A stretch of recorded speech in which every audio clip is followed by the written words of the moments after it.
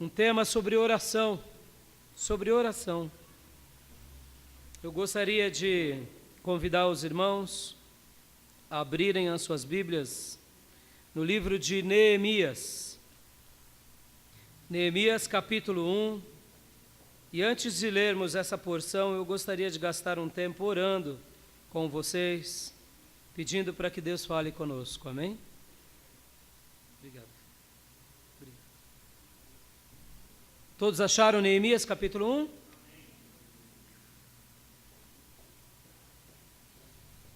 Vamos orar agora. Vamos pedir para que Deus fale conosco. Pai,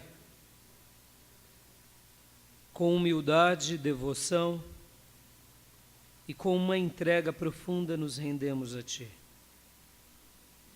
E nessa noite eu quero te pedir, Senhor, fala conosco, meu Deus. Fala ao nosso coração, Senhor. Transmite a Tua palavra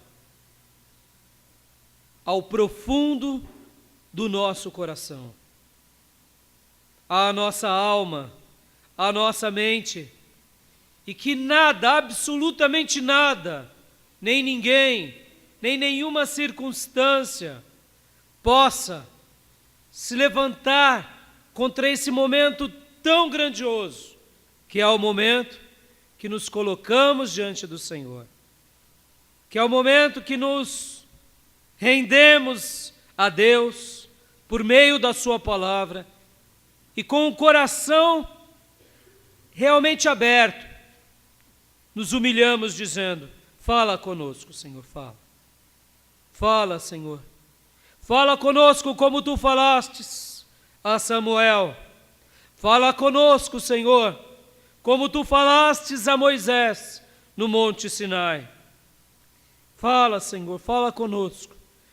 Fala conosco como Tu falastes a Josué, o comissionando para a Tua obra. Fala conosco, ó Pai, como Tu falaste, Senhor, ao Teu servo Davi, separando-o das ovelhas para a obra que Tu tinhas a ele, que era conduzir Israel como Teu grande aprisco. Fala conosco, Senhor, como Tu falastes a Jeremias. Fala conosco, Pai, nessa noite. Fala conosco, usando a vida do Teu servo, a minha vida, por meio do Teu Espírito, por Tua palavra. Em nome de Jesus, que nos rendemos a Ti. Amém. Amém. O tema da minha mensagem é orações que trazem resposta de Deus ao Filho de Deus, à Filha de Deus. Orações que trazem respostas do Filho de Deus e da Filha de Deus. Você gostaria de ter respostas do Senhor? Você tem perguntas a Deus? Você gostaria de saber o que Deus tem para você? Então essa palavra é para você. E eu tenho certeza que Deus te dará respostas. Não somente hoje, mas um caminho seguro de respostas por toda a sua vida. Neemias capítulo 1, versículo 1 em diante, conta uma história muito interessante da vida de um copeiro. Um copeiro que vivia numa terra distante. O livro de Neemias, ele é um livro magnífico porque essa história se deu logo depois do cativeiro babilônico. Essa história acontece logo depois daquela história da rainha Esther. Lembram-se? Que um rei chamado Assuero, depois de ter sido humilhado por sua esposa, quis escolher uma nova esposa, e ali escolhe Esther, uma judia, e ela passa então a ser a rainha judia de um reino, agora, um reino que estava ali no seu surgir, no seu vigor, E o povo judeu, então, ele estava não mais aqui agora, nesse exato momento, ele não estava mais em Jerusalém. O povo judeu estava na Mesopotâmia. Ele estava numa terra distante, longe de casa. Mas esse exato momento aqui, que deve ser por volta do ano 464, Neemias, ele está bem confortável no reino. Ele está servindo a Artaxerxes I. E ele está ali sendo o copeiro desse rei. Então ele está com a sua vida tranquila. E eu citei aqui Esther, porque o que acontece com os judeus no período de Esther foi um período de exaltação. O tio de Esther cuidava dessa menina, e um homem cruel quis dizimar o povo judeu. Milagrosamente Deus reverte todo o quadro e exalta o povo judeu. E o povo judeu então ali, junto com o rei Assuero, vive um momento de glória. O povo de Deus é mais uma vez exaltado. Como tinha sido exaltado com Daniel, agora fora com Esther. E agora esse menino, esse homem chamado Neemias, menino não, homem, ele está vivendo uma vida muito confortável, muito tranquila. Irmãos, aqui essa história, já fazem mais de quase 70 anos que eles estão em uma terra distante. Todos aqueles que saíram cativos de Israel, que foram levados presos lá em Babilônia, a maioria já tinham morrido. Novas gerações foram estabelecidas. E os feitos de Deus tinham marcados esses reinados. O reinado de Babilônia, o reinado medo-persa, tinham marcado várias províncias. Então o povo de Deus era um povo muito respeitado. O povo de Deus era um povo muito temido. O povo de Deus já tinha feito as suas raízes. Em outras palavras, já estavam socialmente bem protegidos, ambientados. Nesse período, a sinagoga já tinha surgido. Ou seja, eles cultuavam a Deus, tinham as suas comunidades de fé, Deus intervinha. Em outras palavras, eles não precisavam fazer nada. Eles estavam tranquilos e sossegados. Mas algo acontece. Algo acontece. E então, eu quero fazer a leitura de Neemias capítulo 1, do versículo 1 em diante. As palavras de Neemias, filho de Ecalias, no mês de Quisleu, no ano 20º, estando eu na cidade de Sussã, veio Anani, um dos meus irmãos, com alguns de Judá. E então lhes perguntei pelos judeus que escaparam e que não foram levados para o exílio, e acerca de Jerusalém. Disseram-me: os restantes, que não foram levados para o exílio e se acham lá na província, estão em grande miséria e desprezo. Os muros de Jerusalém estão derribados e as suas portas queimadas. Tendo eu ouvido estas palavras, assentei-me e chorei. E lamentei-me por alguns dias, e estive jejuando e orando perante o Deus dos céus.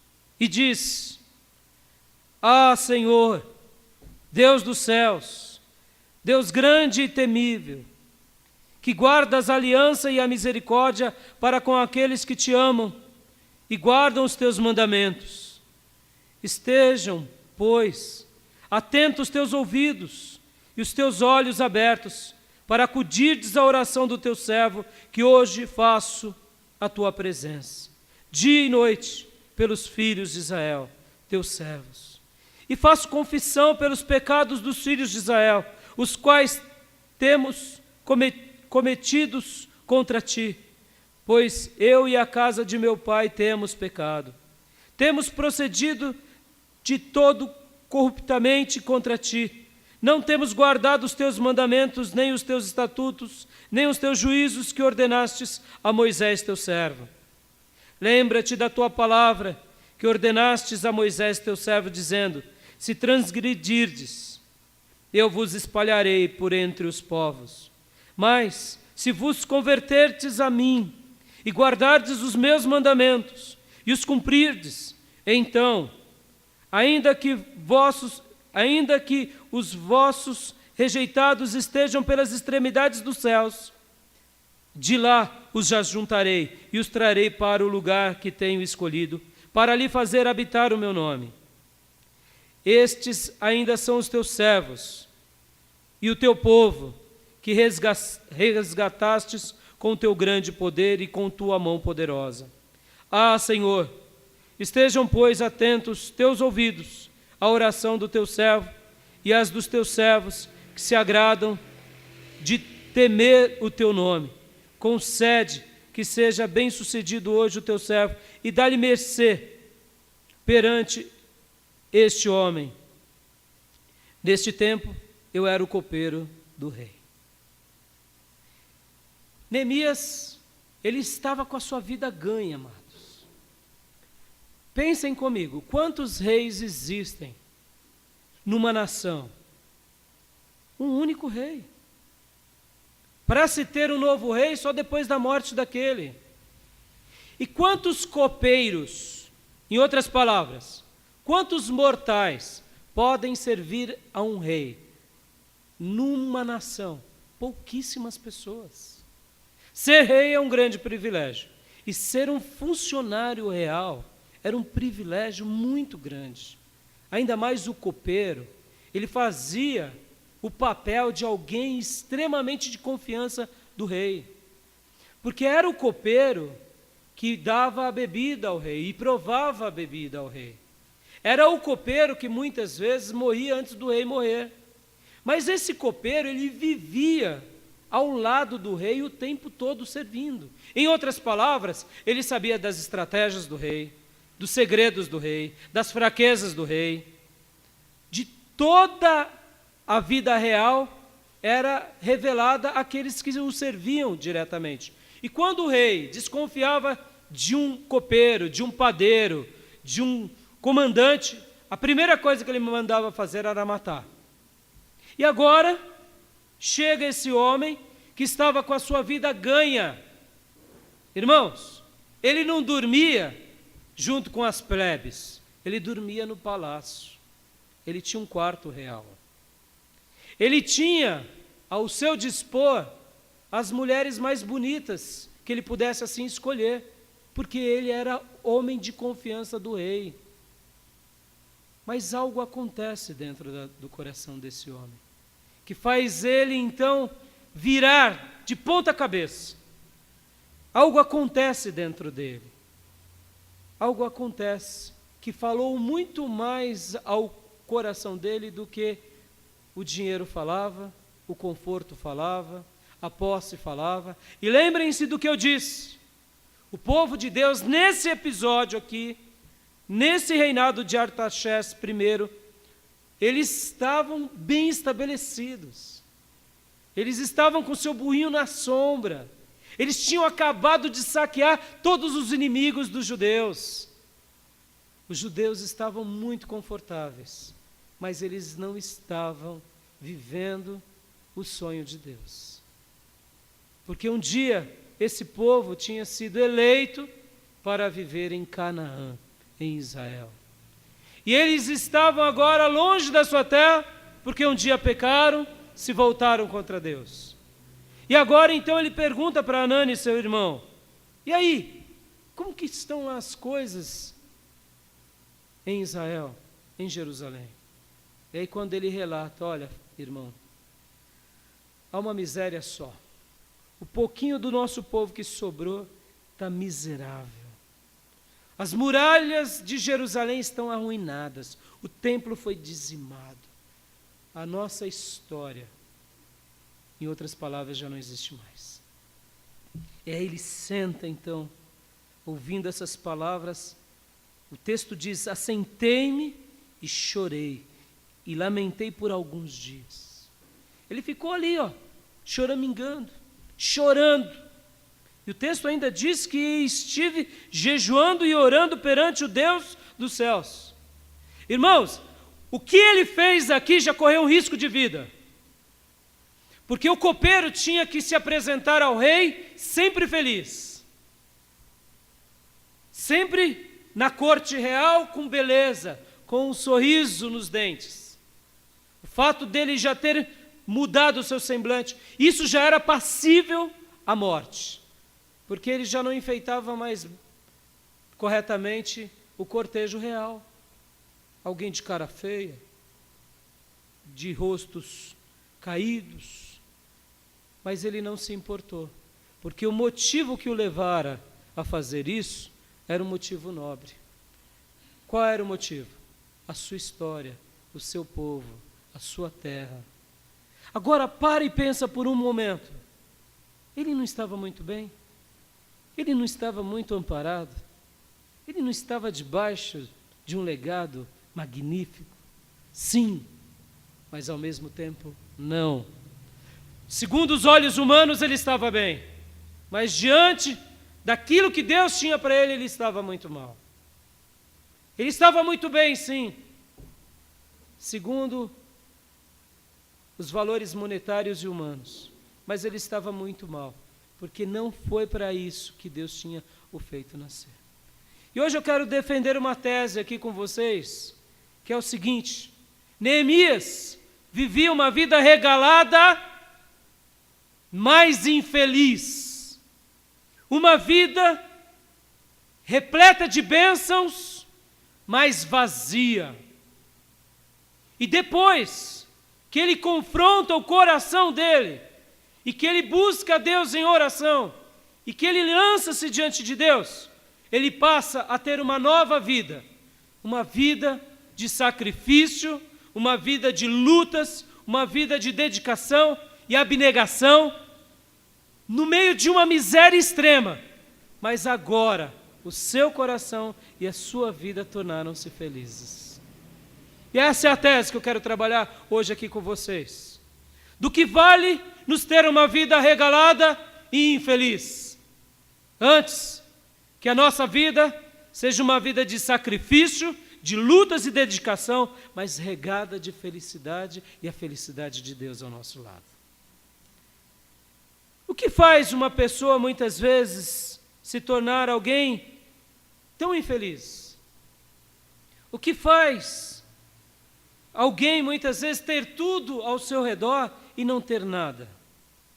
Eu quero pensar com vocês hoje um pouco sobre esses anseios do coração. Esses anseios do coração do homem, que ora parecem ter tudo, mas não tem nada. Em primeiro lugar, queridos, eu quero falar com cada um de vocês, que Deus ele sempre sinalizará no nosso coração, se de fato estamos vivendo uma vida regalada e infeliz, ou uma vida de sacrifício e de repleta felicidade. Neemias, ele tinha um vazio dentro dele. Ele tinha tudo ao seu dispor, mas tinha um vazio, porque ele sabia que o plano de Deus para a vida dele era outro. E todo ser humano deseja um dia voltar para o lugar do qual saiu. Todo ser humano deseja voltar para a casa do seu Criador, voltar para o braço dos seus pais. E enquanto o ser humano não volta para os braços do seu Criador, para a casa do seu Pai, a sua alma continua vivendo uma alma vazia. Tudo que se faz nessa vida e nesse mundo não pode preenchê-lo nem satisfazê-lo. E aqui eu quero te deixar o primeiro desafio nessa noite. Qual é o primeiro desafio? O porquê você existe? Qual é o propósito da sua vida? Qual é o plano que Deus tem para você? Porque talvez você está vivendo a síndrome de Neemias. Você tem tudo ao seu lado, um bom emprego, uma boa vida, uma boa esposa, um bom marido, bons filhos, uma vida cheia de valor, talvez tenha bastante dinheiro no banco, um emprego bem agradável, mas dentro de você, você sabe que você vive uma vida regalada, mas é uma vida infeliz.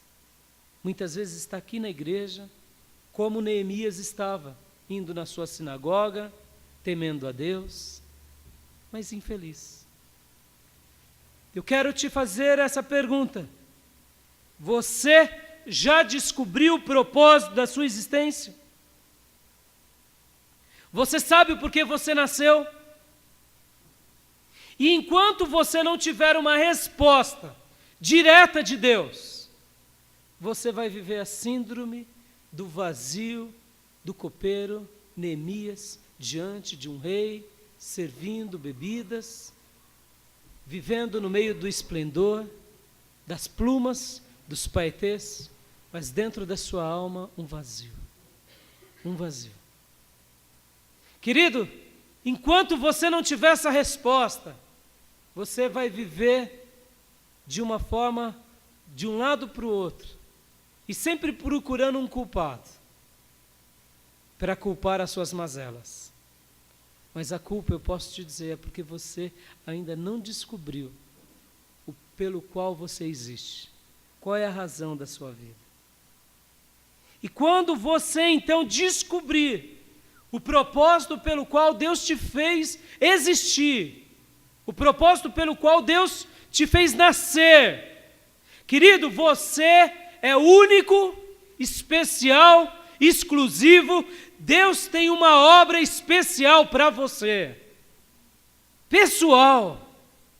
Isso me fascina, isso me deixa encantado, isso me deixa feliz. Porque o que Ele tem para você é diferente do que Ele tem para sua esposa, que é diferente do que Ele tem para o seu filho, que é diferente do que Ele tem para mim. E as digitais de Deus serão impressas na história quando você descobrir o propósito pelo qual Deus te fez nascer. Isso é magnífico. E enquanto a gente não descobre, a gente vive essa síndrome de ser um perdido na existência. Aí a gente quer se preencher com emprego, com estudo, quer se preencher com academias, quer se preencher com diplomas, mas nada disso nos preenche, queridos, nada disso, nada disso. Aí tarefas, e mais atividades, e muitas vezes a obra de Deus é uma boa atividade, porque afinal de contas, precisa do nosso tempo. Mas aí a gente vive de um lugar para o outro e vive a síndrome daquele macaco que pula de um galho para o outro, de um galho para o outro, e fica todo, mas não se encontra consigo mesmo. Por quê? Porque há uma pergunta que não se cala na tua alma. Por que você existe? Por que eu existo? Qual é o plano que Deus tem para mim? Qual é o plano que Ele tem para você? E quando eu descubro isso, é quando Deus diretamente me fala, de forma quase que audível, e imprime na nossa alma o propósito da nossa vida. Ele derrama uma clareza e dá uma convicção tão grande sobre nós, que muitos ficam prontos, se possível for, a morrer por aquele propósito. Foi assim com Neemias aqui. Ele ficou chorando de um lado para o outro, porque ele sabia que estava alguma coisa errada, que aquele brilho do ouro não esquentava o coração dele nem a alma dele. Ele sabia que aquelas risadas que ele dava e aquelas festas que ele participava não podiam esquentar e alegrar sua alma. Ele sabia. E a frase que foi contundente,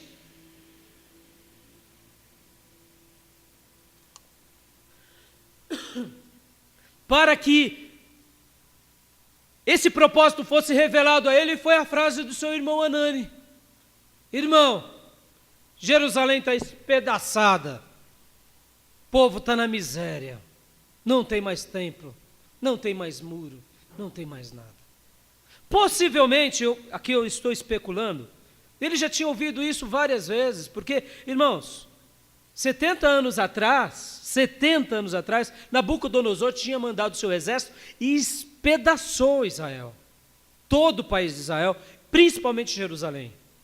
todas as riquezas dos palácios reais e todos os objetos de ouro do templo de Deus agora estava nos cofres públicos dos babilônios. E agora, nesse episódio, já pertenciam aos medo-persas. Estavam nos tesouros reais dos medo-persas. Essa história era comum. Não era algo novo. Isso daqui não está acontecendo. Aconteceu, estão destruindo Jerusalém agora. Não. Há 70 anos passados.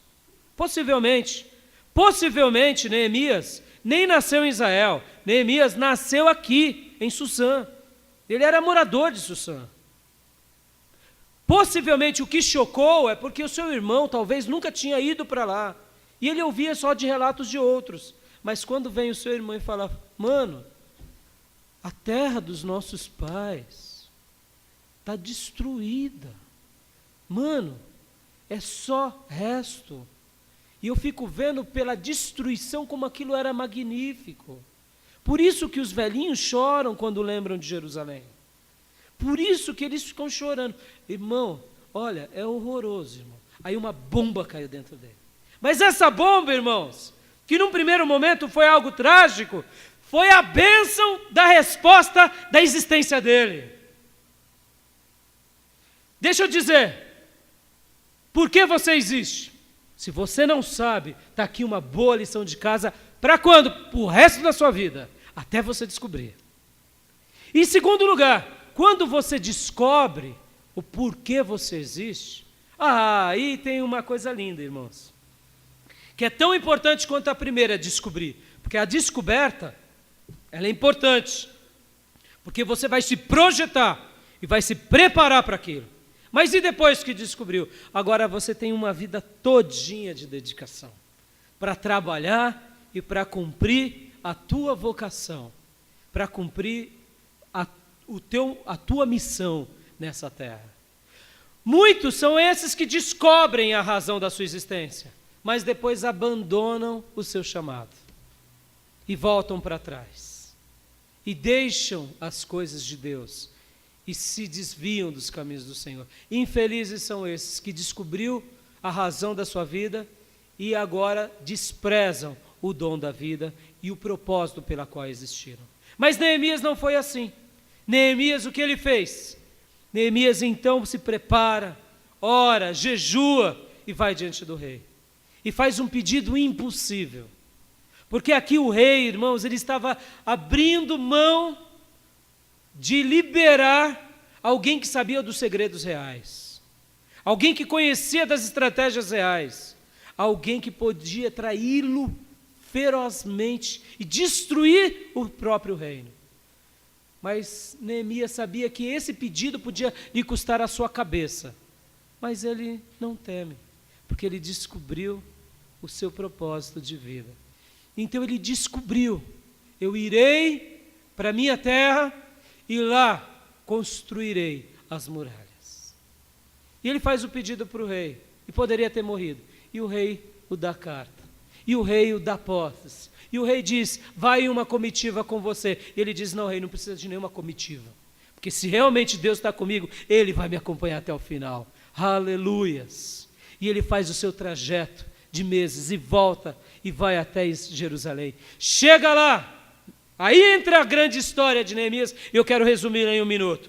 Chega lá, ele então começa a ter enfrentamentos com pessoas que não queriam que ele realmente construísse. Vem Sambalá e Tobias, homens maldosos tentando impedir a obra, mas ele, com uma espada na mão e com uma colher de pedreiro na outra, chama o povo a trabalhar e trabalha com esse povo durante muitos dias até construir toda a muralha de Jerusalém. E aí as muralhas estão construídas, eles fazem uma festa e ali eles buscam a presença do Senhor.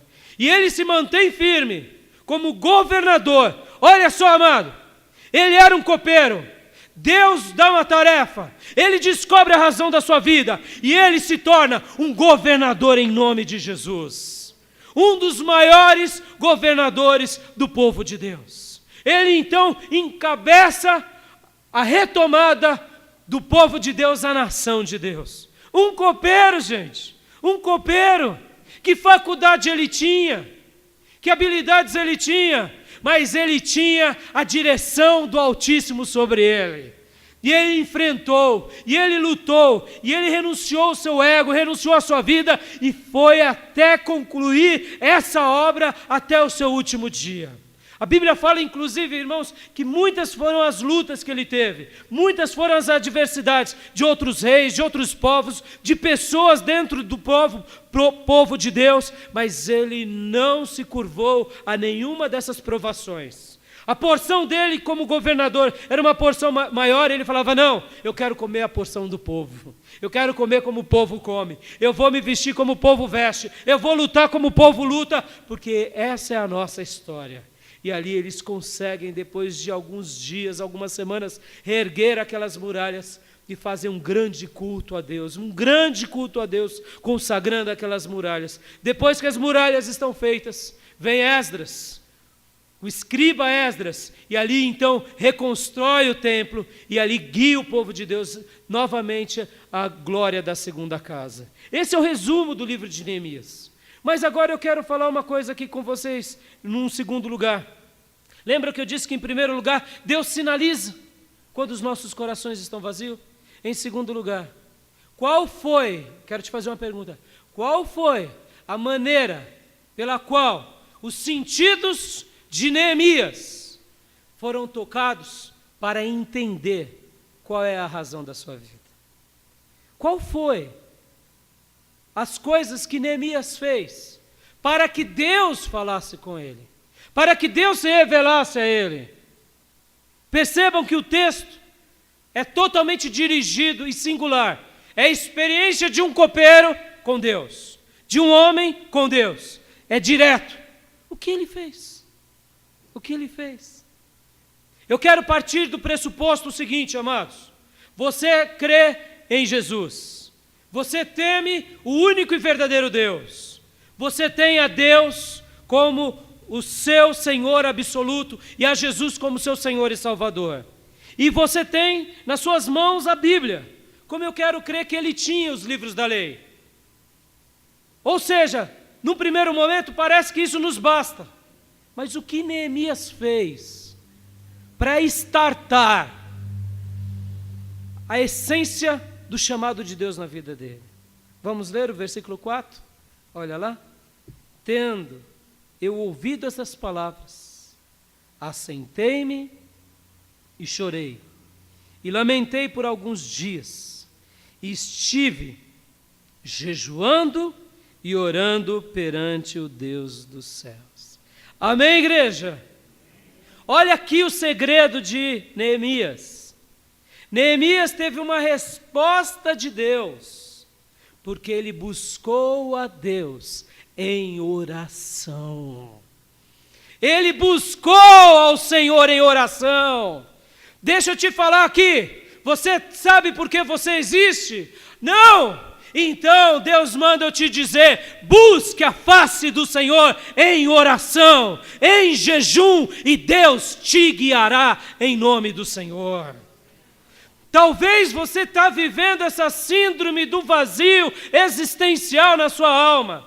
E eu te pergunto, você tem a Deus como seu Deus? E você me diz sim. E eu te digo, você tem a Jesus como Salvador? E você me responde sim. Você tem a Bíblia como a palavra de Deus? Sim. Mas então o que me falta, pastor? E eu te respondo, falta oração, falta oração, falta oração. Enquanto o povo de Deus não se debruçar diante do Senhor de todo o coração, as respostas do Altíssimo não vêm sobre a nossa vida. Querido Deus, nessa noite nos conclama a orar, nos conclama a buscar, nos conclama a se humilhar diante da face dEle. Se humilhar, porque Ele tem algo a fazer através da sua vida. Ele tem algo a realizar através de você. Irmão, ouça o que eu vou te dizer. Aonde você vai, eu nunca talvez possa estar. É por isso que a obra de Deus ela é magnífica. Porque o pastor ele é o maestro. Que ele toca uma canção. e cada um tocando o seu instrumento é usado nessa grande musicalidade para que essas músicas que compomos, cantamos, tocamos, sejam levadas em adoração ao Senhor. Eu não vou, irmão, com certeza jamais no seu emprego, porque lá no seu emprego, Deus quer que a luz dele brilhe por você. Eu não vou, talvez, jamais entrar na faculdade onde você estuda, no colégio onde você está, no hospital que você trabalha, até porque talvez eu nunca tenha tempo, mas é lá que Deus quer te usar como um porta-voz. Pastor, eu só sou um copeiro, eu só sou uma dona de casa, eu só sou uma empregada doméstica. Eu quero te dizer que Neemias era só um homem simples, mas Deus escreveu uma história poderosa por homens e mulheres simples, que se lançaram diante dele e com o coração quebrantaram disseram: Senhor, dá uma resposta, dá uma resposta. Eu quero te dizer, irmãos, e quero concluir aqui, qual é o anseio do teu coração? Talvez você está buscando tanto se enriquecer, ser mais inteligente, ter um futuro melhor. Filho, olha, ouçam o que eu quero dizer. O teu anseio chama-se Jesus Cristo. Você vive a busca de Jesus. Não deixe o diabo, nem o mundo, nem a sua própria carne te enganar. O seu anseio chama-se Jesus Cristo. E esse ressurreto. E quando você descobrir isso e aceitar isso de todo o seu coração, você vai ver que Jesus Cristo vai te levar a você ser bênção, não para você, mas bênção para alguém, como foi aqui Anani, ou melhor, Neemias, irmão de Anani. A grande preocupação dele foi o quê? O cuidado do povo dele. Amado, deixa eu te dizer, tem uma Ferraz de Vasconcelos aí todinho, de pessoas perdidas, precisando só de você e de mim, para proclamarmos o Evangelho. Quantos são os seus parentes que agora, numa hora que nem essa, estão aí embriagados, bêbados, fumados, cheirados, e que precisam de nós, como porta-voz. A preocupação de Neemias foi o quê? Eu quero restaurar o meu povo, a casa do meu povo, a história do meu povo. Olhem para mim, nós estamos aqui para edificarmos a história do povo de Deus. Quantas são as dezenas de milhares de almas perdidas que estão aí procurando um pastor para se preencher. Estão procurando um pastor através das bebidas, das farras, mas a gente sabe que o pastor que vai saciá-los chama-se Jesus Cristo. Qual é o teu anseio, amado? Eu quero te dizer que o teu maior anseio chama-se Jesus Cristo. A obra de Deus será a sua maior missão. E eu quero dizer para vocês que as nossas vidas somente têm sentido quando nós estamos vivendo inteiramente os planos de Deus. Enquanto você não viver tudo que Deus tem para você, a sua vida não vai ter sentido. Se hoje eu chegasse aqui e falasse: Neemias, me diga, em quais fases da sua vida você viveu uma vida aparentemente mais regadas de sucesso e de esplendor? Ele me responderia: é claro que foi nos dias de Sussã, ao lado de Artaxerxes. Lá eu andava a cavalos reais, lá eu tinha tudo ao meu dispor, eu mandava. E depois que você foi para Jerusalém, lá eu me tornei mais um qualquer, lá eu me tornei mais uma pessoa qualquer. Me tornei governador, mas de um povo simples, de um povo que estava no começo. E aí eu digo assim: mas vem cá, qual vida você prefere para você? E aí eu imagino ele sorrindo, com aquela risada matota, dizendo: é claro que eu escolheria a vida do lado do povo de Deus. Mas, Neemias, e o conforto? E ele diz: o meu conforto é fazer a vontade de Deus. E a alegria? A alegria é realmente cumprir com os propósitos eternos de Deus. Eu não tenho dúvida que ele diria isso, como eu não tenho dúvida de todos aqueles homens e mulheres que se lançaram para cumprirem a missão pelo qual eles foram chamados, jamais diriam outra coisa senão: a minha vida somente teve sentido depois que eu passei a viver totalmente os planos de Deus. Que a vida de Neemias, de oração, de jejum, possam marcar o coração dos irmãos. Porque eu tenho certeza que assim, quando seguirmos cada dia mais o exemplo dele, nós teremos respostas pelo qual existimos. E depois que você tiver resposta, eu quero te dizer que a tua vida nunca será a mesma quando você começar a cumprir com a missão pelo qual Deus te chamou. Assim foi um dia na minha vida, e eu quero continuar cumprindo a missão pelo qual Ele me deu, que foi cuidar dessa igreja, que foi ensinar nos seminários, que foi proclamar as boas novas. A minha vida é marcada de alegria, porque eu cumpro com a missão pelo qual Deus um dia me propôs. Eu quero dizer para vocês que eu não tenho a vida que eu pedi para Deus, mas eu tenho a vida que Deus pediu para mim, e é isso que nos importa. Muitas vezes a gente quer uma vida que pedimos para Deus, e quem disse que essa vida que você pediu para Deus será a melhor vida? A melhor vida é a vida que Deus pediu para você. Essa é a melhor vida. Essa é a melhor vida, porque quando você estiver vivendo intensamente o que Deus pediu para você, você estará sendo abraçado e conduzido por Deus aonde você for. Você será luz nessa terra, sal nessa terra, e as digitais de Deus serão marcadas nessa terra por você. Curve a sua cabeça, feche seus olhos que eu quero orar. Quero fazer uma simples oração, porque teremos a ceia agora. Mas peça para Deus realmente mostrar qual é o propósito da tua vida, qual é a razão da tua existência. E se você um dia já foi iluminado pela voz do Senhor, pela revelação do Espírito Santo e iluminação do Espírito Santo, e você não está vivendo isso, então hoje é um dia de você retomar a sua postura como soldado de Jesus. Porque nessa noite Deus te chama a militar numa causa que não é a causa do homem, mas é a causa do eterno. Anunciar o reino dele em toda a terra. Pregar as boas novas a todas as pessoas. Porque foi para isso que essa igreja um dia nasceu e existiu.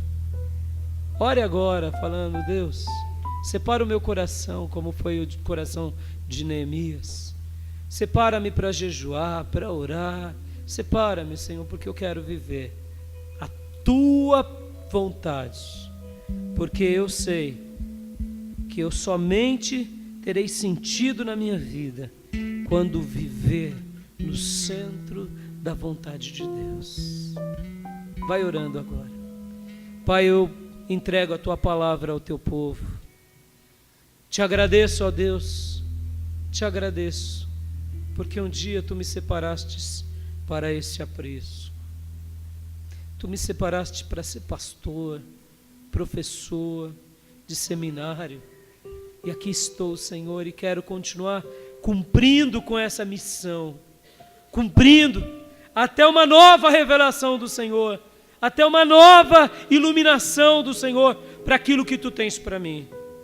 Deus, obrigado por transmitir a tua palavra e saber que o teu Espírito está falando com o teu povo.